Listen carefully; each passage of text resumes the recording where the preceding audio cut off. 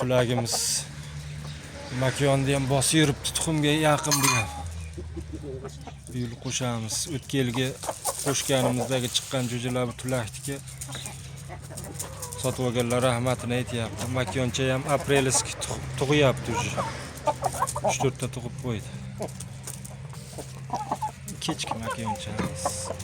Chempionda qizi.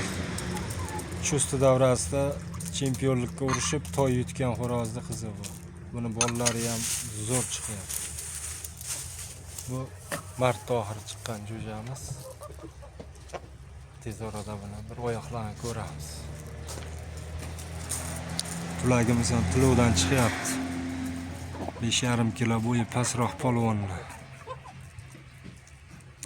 Bolalari o'ta yuruvli, pixchi chiqdi.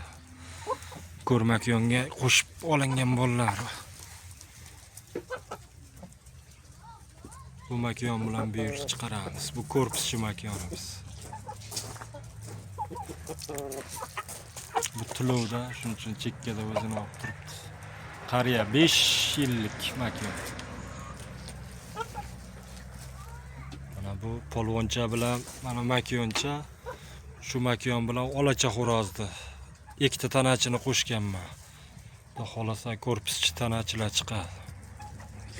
Ularning kattaroq, ertagroq akalari ham bor.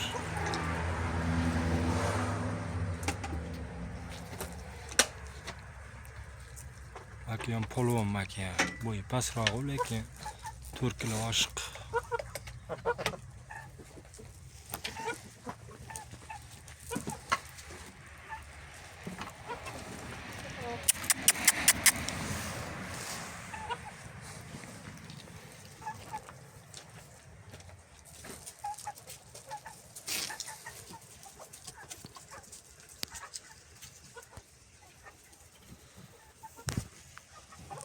Videoga like bosib, podpiska qilib qo'yishni unutmanglar.